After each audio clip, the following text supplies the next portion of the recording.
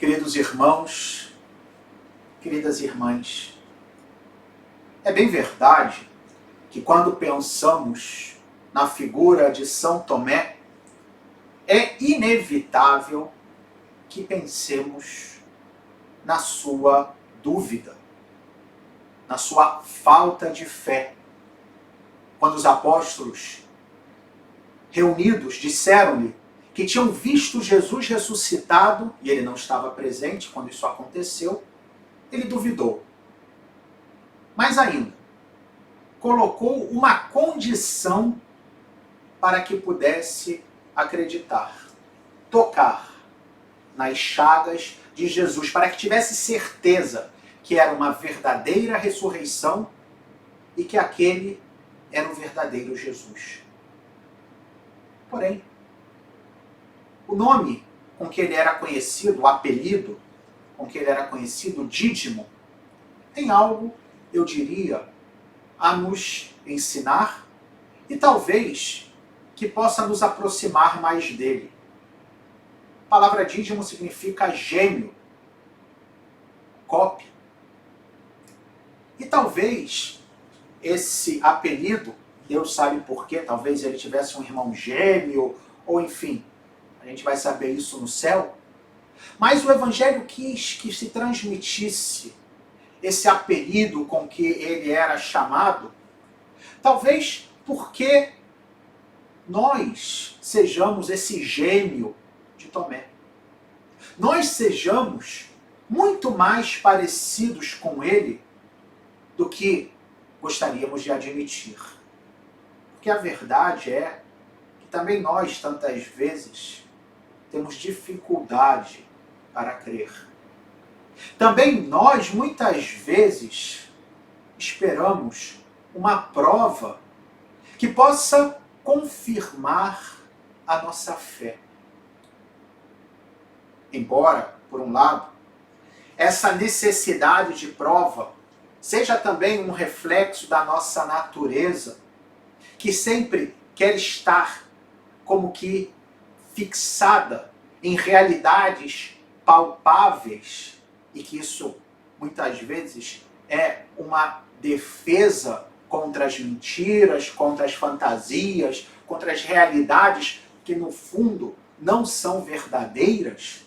Mas, por outro lado, essa nossa tendência de precisar de provas, tantas vezes coloca a nossa fé em crise. E que bonito saber que entre os apóstolos houve também alguém que compartilhasse essa nossa dificuldade. Aliás, se olhamos para os apóstolos, vamos encontrar exemplos de tantas fraquezas que nós carregamos. A covardia, a falta de coerência, a ira, às vezes um passado que nos envergonha, como era o caso de Mateus. Enfim, todos nós temos fraquezas e podemos ver que os apóstolos eram homens como eu e como você, cheios de falhas, e que não foram escolhidos e amados por Jesus porque fossem perfeitos, mas simplesmente porque Jesus os amou tal como era. E os amou tal como era, não para que permanecessem como eram, mas para que se transformassem. Mas não para que Jesus os amasse a mais, mas é o contrário. Sabendo que eram amados como eram, apesar das suas fraquezas, apesar das suas incoerências, apesar das suas covardias, das suas dúvidas, do seu passado negro, apesar disso tudo, Jesus os amou. E experimentando esse amor, sabendo que eram amados, eles se deixaram transformar pela graça de Deus. E é isso que nós vimos hoje. Como Jesus não simplesmente despreza Tomé pela sua falta de fé, sim o repreende, mas se apresenta a ele e deixa que ele toque nas suas chagas. Não sabemos se de fato Tomé chegou a tocar nas chagas o texto do Evangelho não especifica, mas sim nos diz que ele fez esse grande ato de fé, ao dizer, meu Senhor e meu Deus. Na língua deles, deve ter exclamado, Yahvé Elohim, que era a forma como no Antigo Testamento se referia a Deus, o Senhor Deus. E, com isso, nos ensina que também nós devemos pedir essa graça, às vezes na nossa dúvida, às vezes na nossa dificuldade para crer. Porque quando nos abrimos à fé, quando experimentamos essa realidade transformante que é a presença de Cristo nas nossas vidas, experimentamos também aquilo que escutamos na primeira leitura de hoje. Essa passagem tão bela da carta de São Paulo aos Efésios. Quando São Paulo fala com tanta força que o que Jesus veio operar foi destruir a inimizade, o muro da separação, tudo aquilo que fazia com que nós estivéssemos como que acorrentados no egoísmo, acorrentados nos preconceitos, acorrentados no fundo no nosso orgulho, na nossa vaidade, na nossa soberba, na nossa presunção. E Jesus nos liberta de tudo isso. E nos liberta fazendo-nos perceber, e que bonita essa imagem que São Paulo utiliza. Não sois mais estrangeiros nem migrantes, mas concidadãos dos santos. Outro dia, eu estava conversando com um sacerdote português, que era da Ilha de Madeira, e dizia que a sua irmã tinha emigrado nos Estados Unidos, como aliás, os que são da Madeira estão espalhados pelos Estados Unidos, pelo Canadá, por todos os lados. E ele comentava como a sua irmã, quando voltava a casa, dizia que, por mais que já estivesse muitos anos morando nos Estados Unidos, ela nunca se sentia totalmente daquele lugar.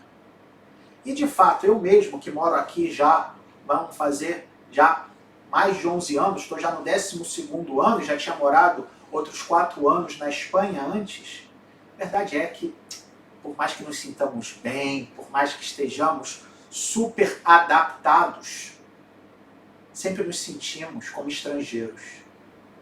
E no fundo, na vida, às vezes podemos nos sentir como estrangeiros, como a nossa vida fosse estranha a nós mesmos.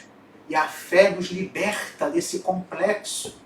A fé faz com que nos sintamos em casa em qualquer lugar. Por quê? Porque sabemos que somos filhos de um mesmo Pai. E, portanto, o mundo inteiro é nossa casa. E São Paulo continua dizendo, sois família de Deus. Não somente cidadãos, mas membros de uma mesma família. Filhos de um mesmo Deus. E mais ainda, vós fostes integrados, vai dizer São Paulo, no edifício que tem como fundamento os apóstolos e os profetas, e o próprio Jesus Cristo como pedra principal. São Paulo usa essa imagem de um grande edifício do qual nós somos parte como pedras constitutivas, esse edifício que tem como pedra fundamental aquilo que sustenta o próprio Jesus. E que edifício é esse? Mas adiante São Paulo vai especificar a morada de Deus, o templo de Deus. E o que é que nos faz concidadãos dos santos, membros da família de Deus, pedras desse edifício espiritual que é a morada do próprio Deus, é o seu templo, é o Espírito Santo. O mesmo Espírito Santo que vai nos fazer crescer na fé.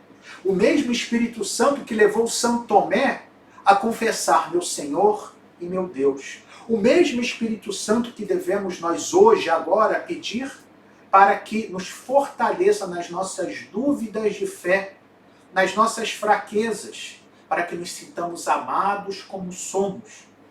E lembremos que, da mesma maneira em que Cristo se ofereceu para ser tocado por São Tomé, também nós, hoje, recebemos de Cristo essa possibilidade. Em primeiro lugar, através dos sacramentos, da Eucaristia, da confissão. Todos os sacramentos, no fundo, são o modo espiritual, mas também palpável, porque afinal são sinais visíveis e materiais que nos permitem tocar em Cristo e nos sentirmos, sobretudo, tocados por Ele.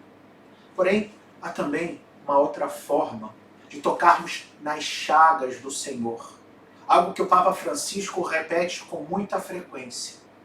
Tocar nas chagas do Senhor através dos pobres. Lembremos que foi o próprio Jesus que disse: eu tive fome e me destes de comer, eu tive sede e me destes de beber, eu estava nu e me vestistes, eu estava preso e viestes me consolar, eu estava doente e me visitastes, eu era estrangeiro e me acolhestes. Todas as vezes em que fizemos algo disso, a um pequeno, foi ao próprio Senhor que o fizemos. Assim sendo, que nós nos lembremos que, como Tomé, quando estejamos com a nossa fé fraquejando, o modo melhor de superar as dúvidas de fé, as nossas dificuldades, é, por um lado, na medida do possível, evidentemente, recebendo de forma devota os sacramentos, mas também nos perguntando se procuramos nos encontrar com Cristo na pessoa que está sofrendo, no pobre, no doente, no encarcerado, no estrangeiro, em todo aquele que precisa ser acolhido.